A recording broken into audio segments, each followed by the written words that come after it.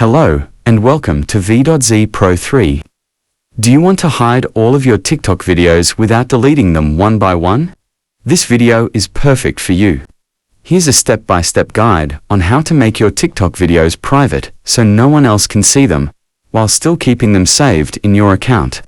First, open the TikTok app on your iPhone. Make sure you're logged in to your TikTok account. Tap the profile icon at the bottom right to access all your posted videos. To hide, the video must be set one by one. Of course, this method will take a lot of time, especially if the video that has been uploaded is quite a lot.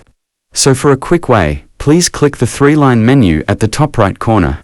Choose Settings and Privacy. Scroll down and select Activity Center. Scroll down and tap Manage Post Visibility. In this menu, you will see all the videos that have been posted, both public and private videos. To hide videos that are public, click the Everyone tab. In this tab appear all videos that are still public. To hide all at once, check the round icon next to the video. This must be done manually. Once it's done, click Next. Several options will appear. Select Only You to hide, and click Update. And now, all videos have been successfully hidden from your profile. Now you know how to hide all your videos on TikTok, iPhone. So, I think that's enough for this tutorial.